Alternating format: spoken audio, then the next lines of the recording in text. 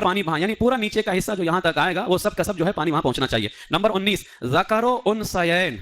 ये ज़करो उनसयैन क्या है? फोतों, यानी जो शर्मगाह की जगह पर आगे थैली होती है, ठीक है, उस हिस्से पर। और खास तौर से अगर उस थैली में सिकुड़पन है, ठीक है, एक तो होता है कि वो थैली नॉर्मल हालत पे सिकुड़पन ना हो, लेकिन अगर उस थैली में सिकुड़पन है तो उसमें आप देखें जब थैली के अंदर, शर्मगाह की थैली में जब सिकुड़पन होता है तो खालें मिल जाती हैं, तो कुछ हिस्से अंदर बंद हो जाते हैं, अंदर बंद हो जाते हैं। इसलिए पानी वहां डालो ताकि वो हिस्सा सिकुड़पन खत्म हो, उसके बाद उसको अच्छे से आप धोइए। उसको कहते हैं खुसिया, फोते भी बोलते हैं उसको, ठीक है, तो वहां पर पानी बहाना जरूरी है। नंबर 20, अच्छा, ज़करो उनसैन, फोते जो होते हैं उसकी निचली सतह, यानी थैली के नीचे का जो पूरा हिस्सा होता है अगल बगल का, वहां तक पानी पहुंचाना। और उनसैन के नीचे की जगह जड़ तक के, नीचे जड़ तक उसको धोना है। नंबर 21, जिसका खतना ना हुआ वो अगर खाल चढ़ सकती हो, यानी अगर खतना हो चुका है तो खाल शर्मगाह में ऊपर ही है, कोई मसला नहीं उसके अंदर, लेकिन अगर किसी का खतना नहीं हुआ है और खाल ऊपर चढ़ सकती है तो चढ़ाकर धोए और खाल के अंदर पानी पहुंचाए वो। इसलिए कि अगर किसी का खतना नहीं हुआ है और खुदा ना खास्ता उसको जो है एहतिलाम हो गया, खुदा ना, अब गुस्ल फर्ज हो गया।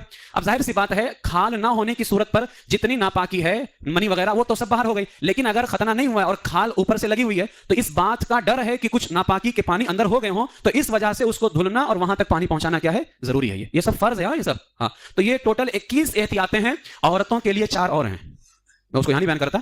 बहार शरीयत दूसरे हिस्से में, क्योंकि ये सब रिकॉर्ड होकर के चैनल पर अपलोड होता है, तो मैं बता देता हूं। बहार शरीयत का दूसरा हिस्सा सफा नंबर 317 और 18 पर, आप तमामी लोग भी, क्योंकि मैंने सिर्फ बताया है, वहां कुछ मसाइल और भी हैं, आप उसको पढ़िए। और औरतें भी अपना 4, औरतों के लिए 25 एहतियात, ये 21 और 4 और मर्दों के लिए 21 एहतियातें हैं। अब आप अंदाजा लगाइए कितना अहम है हमारे लिए। लिहाजा शर्मगाह का हिस्सा आगे पीछे का गुस्ल के अंदर बहुत ध्यान दीजिएगा।